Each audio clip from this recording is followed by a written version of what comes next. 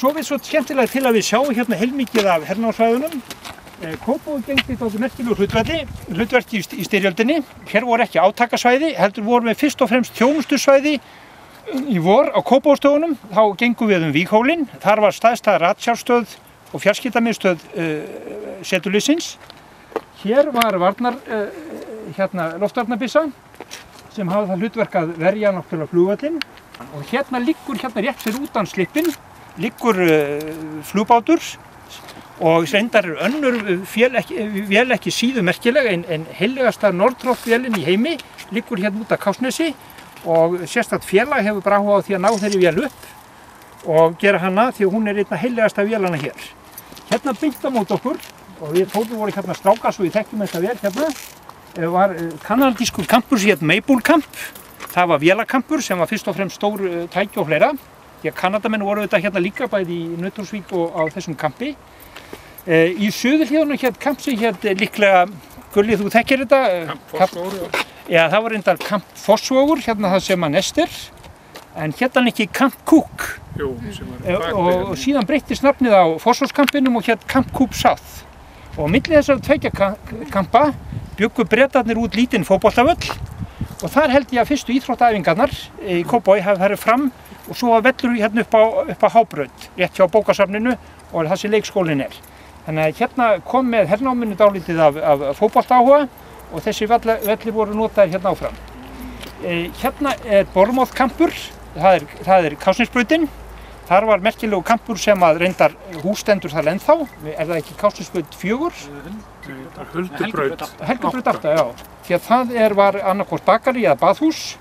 Kópavogsskáldið okkar, Steinþór Jóhannsson, bjó í þessu húsi og hann sagðist alltaf hafa fundið vínarbrauðslykt í húsinu. En svo kom í ljós að þetta var bakari, hérna var baðhús.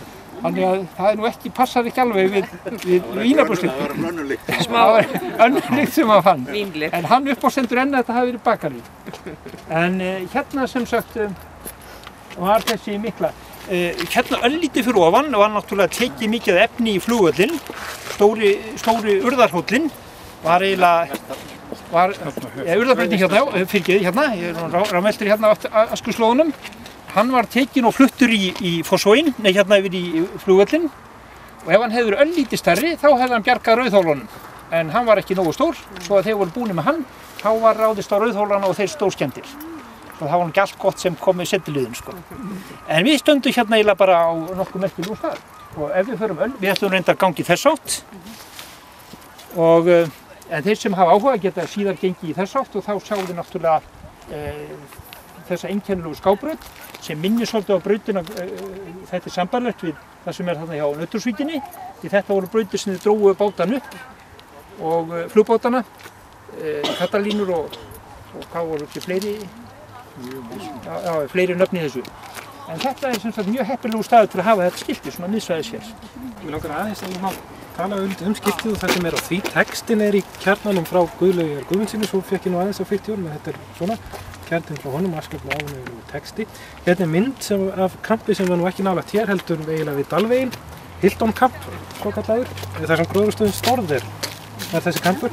Og í rauninni þessi kampur stórmerkilegur fyrir sögu Kópavogs, af því í einum af þessum bröggum var í maí 1945 framfarafélag Kópavogs stofnað, sem var svona óánægju hluti íbúa í Seltjarnarneshreppi, sem Kópavogur var þá partur af. Og framfarafélagið stóð síðar fyrir því að Kópavogshreppur var til 48. Og það var sett í einum af þessum bröggum. Þessi loftmynd hérna er tekin 20. ágúst fyrir núna bara daginn, en 1942, hún er þá hvað 70 ára gömul, nánast upp á dag, og tekin úr þýskri njósnaflugvél. Þeir komu frá Noregi í njósnaflugi yfir Ísland, meðal annars þessna voru loftvarnarbyssurnar hér og eins upp í Hamraborginni. Það sem Hamraborg 1 stendur, þar var loftvarnarbatteri, og þar var líka Camp Skeleton Hill sem við sjáum hér. Hérna er Bournemouth Camp, hérna er Skeleton Hill. Við stöndum hér, hérna sjáum við skábrautina mjög vel. Og þessi mynd er einmitt tekin í Camp Skeleton Hill. Og þetta er mynd frá bandaríska hernum og þessi hérna líka. Og hérna er líka vinnukort frá bandaríkjamönnum frá 43 sem sýnir líka þau örnefni sem þeir bjuggu til fyrir þetta svæði. Og hér þeir kalla hérna til dæmis Mosley Knoll út á undir Kópavogshálsi. Og hérna stendur Skeleton Hill. Whale Point hafa þeir fyrir það sem þeir kalla sig Korsnes en ekki Kársnes. Út á Arnarnesi höfum við Puffin Point og Arnarnesvogin kallaði Puffin Bay. Hérna sjáum við yfir á Hávitser Hill eða Öskjuhlíðina.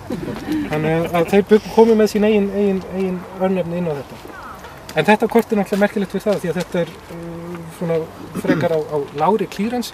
Þess vegna eru engin mannvirkin á þessu. Flugvöllurinn ekki inn á það. Engir kampar, ekki neitt sem skiptir máli hernaðarlega séð. Þannig að þetta... Hvar stöndum við núna hérna? Við stöndum hér. Hvar þessi flugbátur sem Það ekki... Hann var í lendingu inn í Vogin hérna einhvern veginn finnst mér eins og hann eigi að vera þessu svæði cirka. En það var skrifið greinum þetta í Mokkan fyrir kannski svona 10 árum. Það er að finna hana bara tímarit.is. Þetta var Northrop flugbáturinn var það ekki. Hún fór út af Kársnesinu, en flugbáturinn sökk hérna bara í lagi. Það voru 2 nefnilega, ég held að þessi muni eitthvað 2. Og hann hérna bara? Já, eiginlega bara út af skipinu, hann var lág í legu. Við hefðum bara fyrir utan Sæból cirka. Já, tænalega. Það er mjög grunnt hérna sko. Maður hefur aldrei séð hann koma upp sko. Það getur verið sprengið og með það. Það sé ekki bara komin yfir setlögu yfir hann.